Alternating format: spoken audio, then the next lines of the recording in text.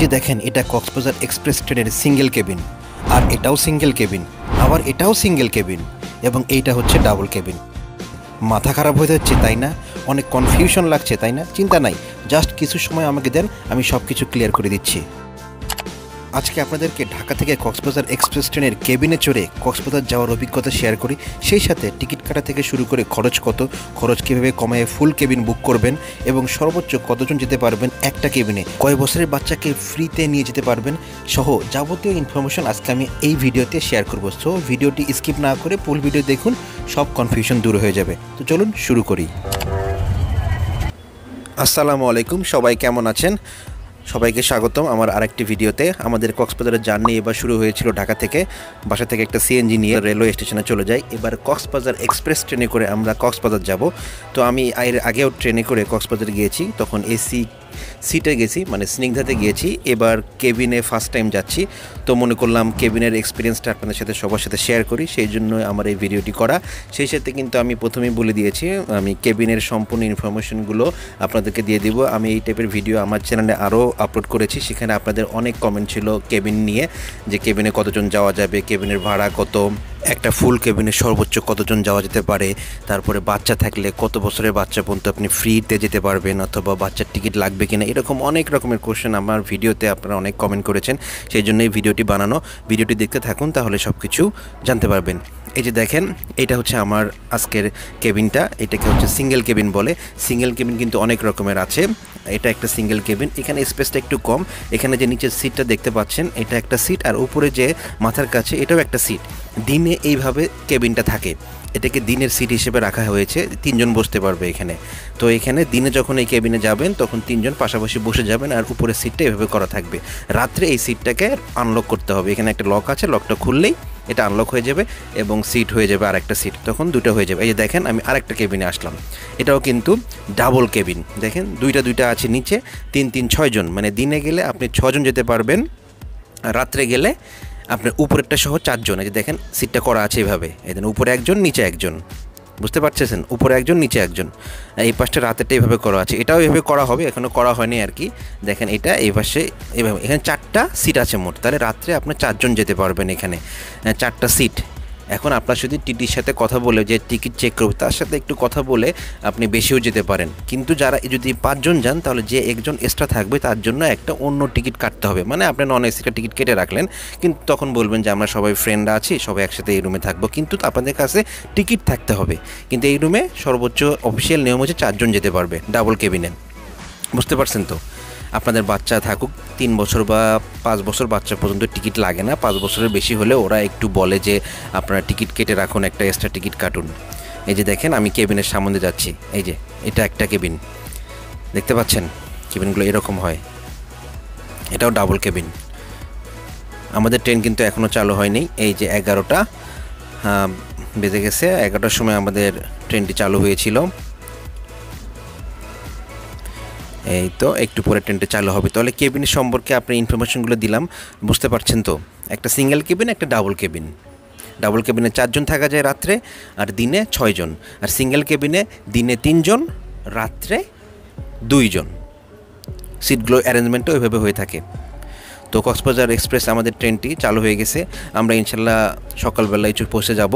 এই যে দেখেন ট্রেনের ওয়াশরুমটা কেমন হয় একটু দেখে নেন। এটা হচ্ছে বায়ো টয়লেট সেট আপ করা আছে এখানে, ওইখানে আপনি টিপ দিবেন, সব কিছু ক্লিয়ার হয়ে যাবে। মোটামুটি পরিষ্কারই থাকে, তেমন কোনো অপরিষ্কার থাকে না। তবে পরিষ্কার বা অপরিষ্কার রাখার নিজের ওপর, আপনি যখন ইউজ করবেন তখন এটাকে পরিষ্কার রাখবেন। দেখেন অনেক রাত হয়ে গেছে, কিন্তু এটা প্রায় রাত 2টা 3টা বাজে। তখন আমি একটু ভিতরে হাঁটাহাঁটি করছিলাম আর কি। আমার ফ্যামিলি মেম্বার আমার সাথে আছে, ওরা সবাই ঘুমাচ্ছে। বাচ্চা নিয়ে কেবিনে যাওয়া খুব আরামদায়ক, সব ঘুমায়। এই যে কেবিনের সামনে এরকম আর কি। তো সকাল হয়ে গেছে, তো আমরা প্রায় কক্সবাজারের কাছাকাছি চলে আসছি। এবার আপনাদেরকে একটু প্রাইস সম্বন্ধে বলি। আমরা ফুল কেবিন নিয়ে গিয়েছিলাম, আমার একটা বাচ্চা ছিল 5 বছরের, আর আমার ওয়াইফ এবং আমি ছিলাম, মোট 3 জন। সিঙ্গেল কেবিন আমার খরচ পড়েছিল হচ্ছে 4900 টাকা, সব ভ্যাট সহ ছিল। এটা হচ্ছে রাতের কেবিন। আবার যখন আমরা কক্সবাজার থেকে ঢাকায় ব্যাক করছি, তখন আমাদের পড়েছিল 4290 টাকা, মানে ফুল কেবিন, ওখানে অন্য কেউ থাকবে না, 2টা সিট ফুল আমারই থাকবে। তো এখানে একটা ট্রিক্স খাটাতে পারেন, যখন আপনার টিকিট কাটবেন বা ফুল কেবিন করবেন তখন ওইখানে দিনে বিশেষ করে যখন কক্সবাজার থেকে ঢাকা যাবেন তখন কিন্তু 2 জন অ্যাডাল্ট সিলেক্ট করবেন আর 1 জন চাইল্ড সিলেক্ট করবেন। তো তাহলে আপনাদের একটু টিকিটটা একটু কম হয়ে যাবে, কম প্রাইস পড়বে আর কি। এই বিষয়ে আমার ডিটেলস ভিডিও দেওয়া আছে, এই ভিডিওটি দেখতে পারেন, আমি ডিসক্রিপশনেও লিঙ্ক দিয়ে রাখবো, ওইখানে আরও ডিটেলস আমি বর্ণনা করেছি। তো আমরা দেখতে দেখতেই কক্সবাজার আইকনিক রেলওয়ে স্টেশনে আমরা চলে আসছি, তখন প্রায় সকাল 7টা প্রায় বেজে গিয়েছে। তো রাত্রে ফুল কেবিন নিতে হলে তো আপনাদের 2টা টিকিট কাটতে হবে সিঙ্গেল কেবিনের জন্য, 2টো টিকিট কাটলে আপনি ফুল হয়ে যাবে। কিন্তু যখন আপনারা কক্সবাজার থেকে ঢাকা যাবেন তখন কিন্তু 3টা সিট কাটতে হবে ফুল কেবিন নেওয়ার জন্য, সেম কেবিন দিনে যাওয়ার জন্য।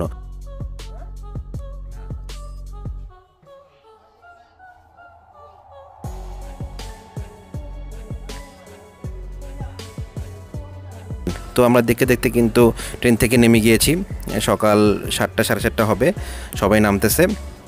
আমরা কিন্তু গত মাসেই গিয়েছিলাম আর কি, এপ্রিল মাসের ভিডিও এটা, এপ্রিল মাসের বৈশাখে আমরা কক্সবাজারে গিয়েছিলাম, এটা ফ্যামিলি ট্যুর ছিল। আমার চ্যানেলে কিন্তু যে হোটেলে ছিলাম সেই ডিটেলস বর্ণনা করা আছে, 2টা হোটেলে ছিলাম 2 দিনে, সেই ভিডিওটি দেখতে পারেন, ডিসক্রিপশনে লিঙ্ক দেওয়া থাকবে। আমরা স্টেশন থেকে বের হয়ে যাচ্ছি, এখান থেকে আমরা সোজা চলে যাব হচ্ছে কলাতলি বিচে, ডলফিন মোড় হয়ে, ওইখানেই আমি হোটেল সি মুনে ছিলাম। এই বিষয়ে কিন্তু ডিটেলস ভিডিও দেওয়া আছে, আপনারা চাইলে দেখতে পারেন। টিকিটটা হাতে রাখবেন, টিকিটটা চেক করে বা নেয়। এই যে আমরা একটু স্টেশনে নেমে একটু দেখতেছিলাম, এখানে মাছগুলো দেখা যাচ্ছে, বাচ্চা দেখে মজা পাচ্ছিল, সাইডটা একটু ঘোরাঘুরি করলাম। তো যখন এটা ফার্স্ট চালু হয় এই ট্রেনটা, তো আমি দ্বিতীয় দিনে এই ট্রেনটা চড়েই কক্সবাজারে আসছিলাম, এক্সপিরিয়েন্সটা অসাধারণ ছিল, প্রথম train journey Dhaka to Cox's Bazar, তো ভালোই লাগছিলো। তারপরে আবার অনেক দিন পর আবার আসলাম কেবিনে করে, তখন এসি সিটে গিয়েছিলাম আর কি। তো কেবিনের জার্নিটাও অনেক ভালো ছিল, একবারে ঝুট ঝামেলাহীন, আপনি যদি ঘুম দেন তাহলে একেবারে ঘুমায় যাবেন, কোনো কেউ ডিস্টার্ব করবে না।